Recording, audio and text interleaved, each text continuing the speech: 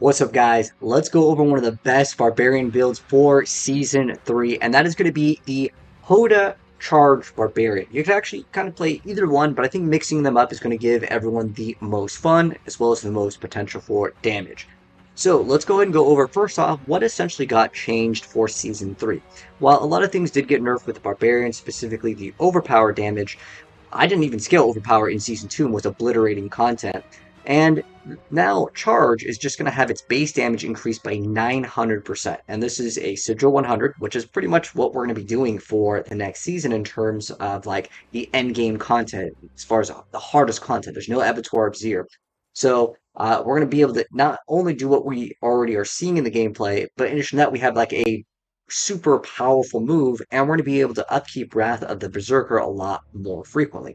There's also a few other changes, like the Juggernaut's aspect. This is brand new to Season 3, giving us even more defenses.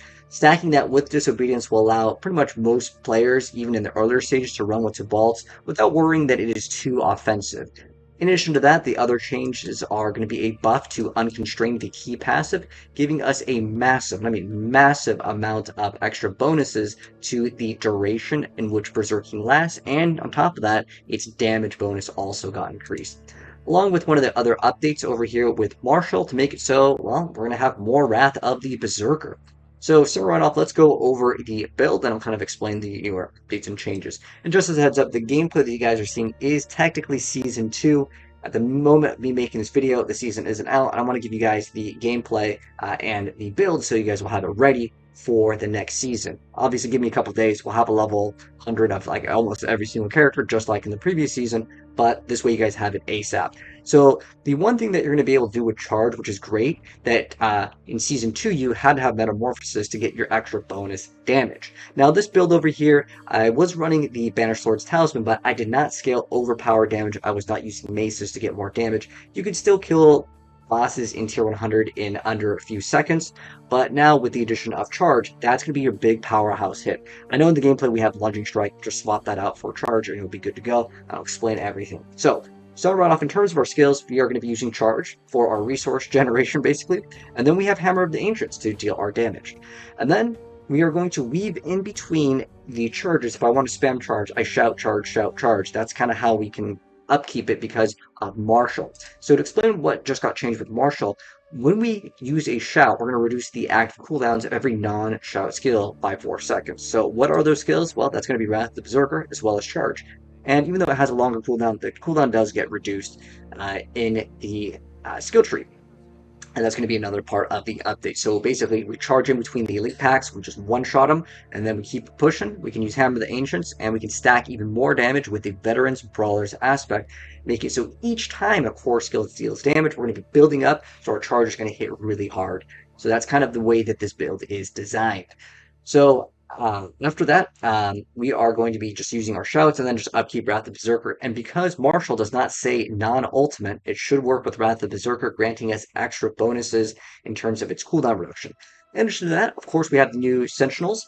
The new Sentinels and the new little pets. What can we get with them?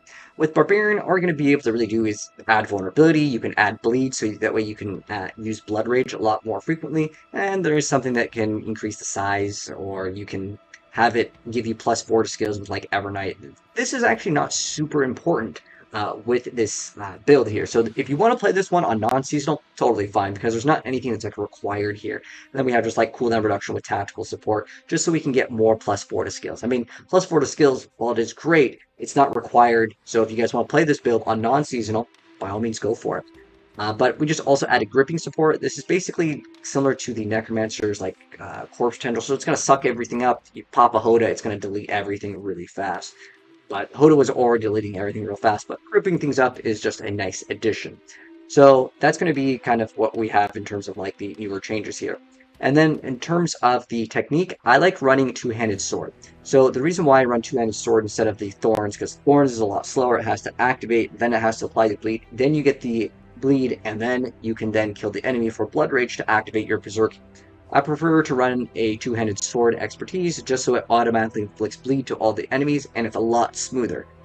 In this season, we don't have the Abattoir of Zir, so if you want to run Axe to get more damage, sure, that's fine. But if you want a consistent high damage character versus spike damage, then the two-handed sword aspect, or the two-handed sword expertise technique is going to be much better overall. As far as the helmet goes, I dropped all of the Uber Uniques because this is going to be like kind of a starter build that a lot of people can go into and have a really smooth leveling experience. I recommend to level up with Thorns though, as it's just much more efficient in the earlier stages, whereas later Thorns just kind of becomes a lot worse because having to defeat Duriel with Thorns is not very fun. So basically at the start, Thorns is excellent if you want to level up, but use whatever skill that you want. Whirlwind's totally even fine for leveling, but this is mainly for the end game. So starting right off in terms of our helmet, we're running the Test Helm. I like this because it gives us extra additional fury, more damage, relatively offensive helm slot, but if you get a Hologram Crest, it's great. I'm not going to include any Uber Uniques in a build guide anymore, but it's in the notes. There's a bunch of notes if you guys want to read that do explain other like breakpoints, numbers, and stuff, but if you get Doombringer or Grandfather, yes, add those to the build for sure, but those are going to be a little bit more rare. Especially in the earlier stages. So as far as chest armor, all you're really looking for is like max life, bunch of different damage reduction. You can get a different set of resistances. Juggernaut's aspect is brand new, giving us extra defenses. And then Edge Masters over here for the gloves. You're just looking for ranks to hammers the ancients, attack speed, crit, and then lucky hit chance to restore primary resources. Great as well.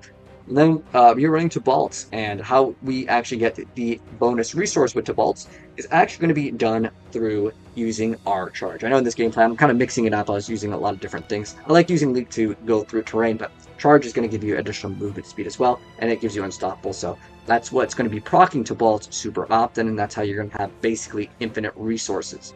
Next up, we have the aspect of the slaughter over here in the boot category, but you can run whatever you want in the boot category. If you want to run Flicker Step, if you want to run whatever, all means throw in whatever aspect you want. There's one that gives increased duration of Berserking, but it already got another buff, and we already put it in the passive tree.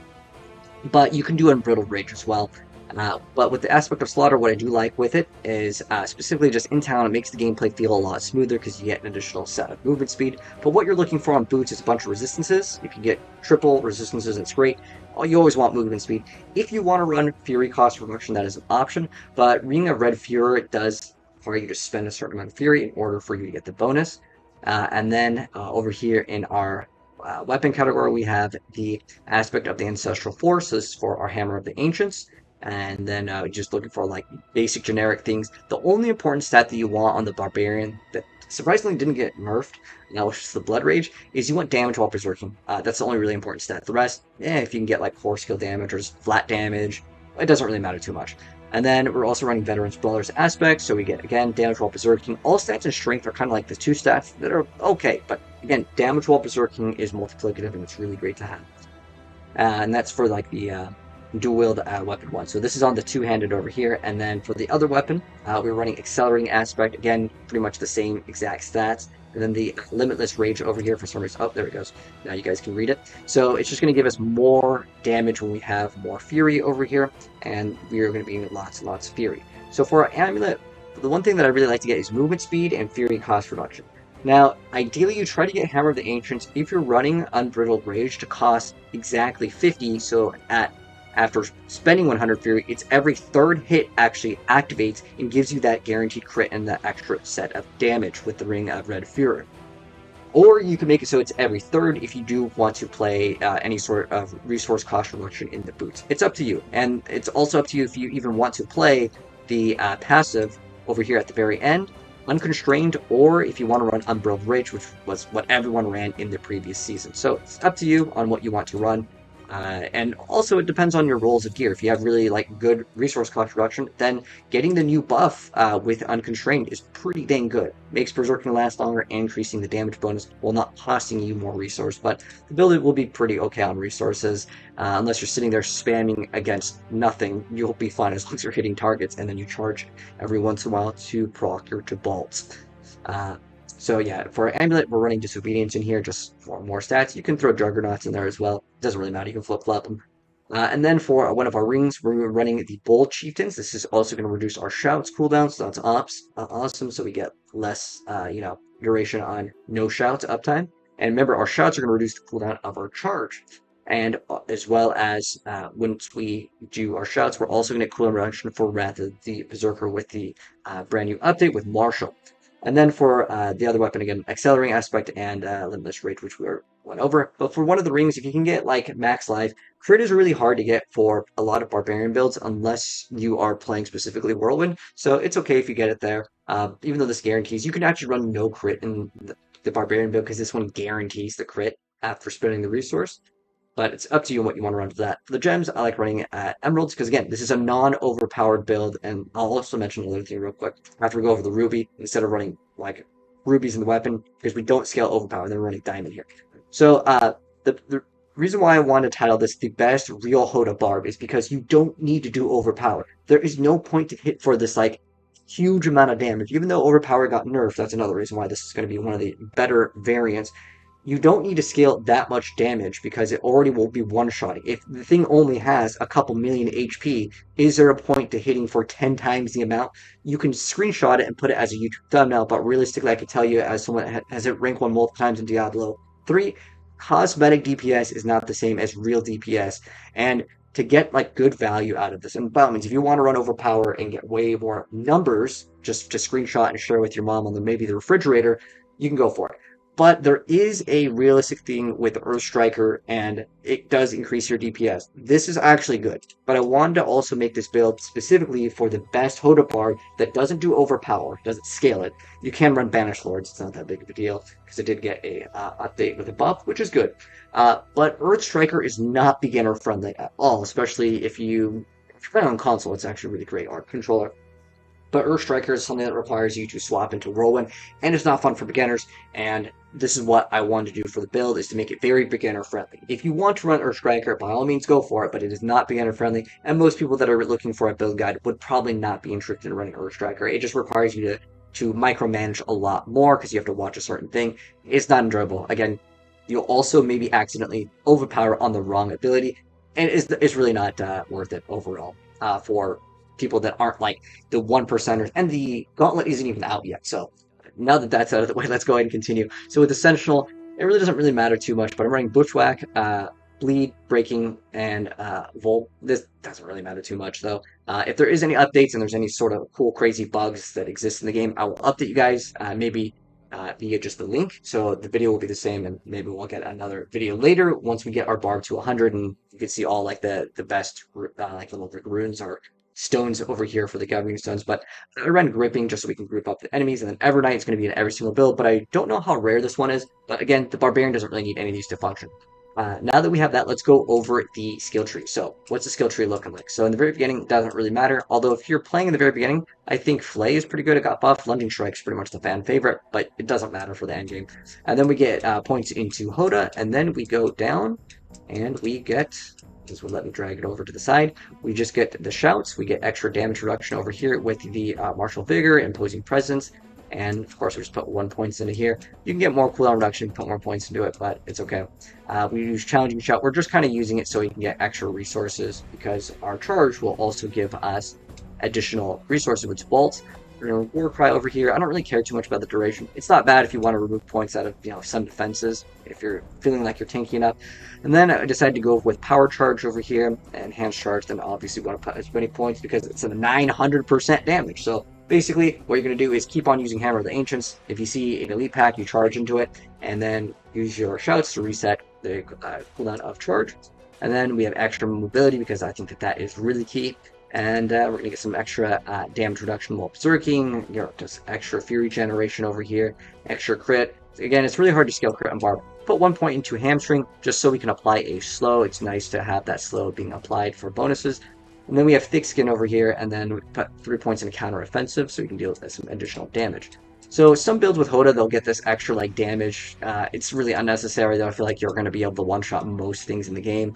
Keep in mind, again, in the gameplay that you're seeing, we do not actually scale overpower. I think I'm actually swapped off of Banished Lord's Talisman, and I'm running like a regular amulet. It's kind of up to you. If you want to get more damage, sure, Banished Lord's Talisman is okay. But the difference between killing a Sigil 100 boss in 3 seconds versus 1 second, does it really matter? I would say not really, because you can scale to get way more defenses as well as getting consistent offenses versus just getting every third or every X amount of like seconds duration on the Paragon board. But we're getting Tempered Fury over here, Invigorating Fury, and then of course Wrath of the Berserker. And it's up to you. If you want to play Unconstrained, this is the thing that got buffed, and that's what a lot of people want to try out. But honestly, this is still one of the best things in the entire game because it gives you more damage than anything.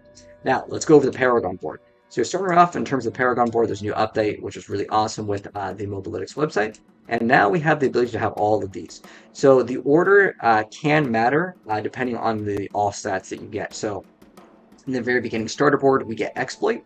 So here's the glyphs. We can try it this way. Let me know, guys, how you want this as far as future videos. So the first one, we're getting Exploit. And then the next one, we are getting Wrath. And then the next one, we are getting Ire. This is the most important one. And then we are getting Territorial, so we get damage reduction and more damage. And then we're getting Martial. This is basically one of the newer updates over here. And obviously, we don't have the Tears of Blood anymore. So that's one of the things I had to update because the thing was great, but it no longer exists. So this is the thing where when you after you cast a shout, it resets the cooldowns of non-shout skills. So here's what we get. This is where I was talking about, like, instead of getting overpowered, we have way more resistances, way more life. So this is what we are going for. So in the very beginning on starter board, that's going to be Exploit. Then we're going to go up, and we are going to get Blood Rage and Wrath. Blood Rage is by far one of the most overpowered things in the entire game. Legendary node. This is what is going to be proccing your Berserk most of the times. Although you can get Wrath of the Berserker, you can get your Shouts. That also will apply. And then we are getting Ire. This is the best thing in the game where we have that bonus damage while berserking. There's a bunch over here, and that's why we scale it. And then that, it's Carnage Ire. And then we go into the next board over here, which is 4, which is Warbringer with Territorial. Let's actually make this look bigger. And then we go over and we get Decimator with Martial. And that basically rounds it off. It's a very easy, quick Paragon board. So just those over there.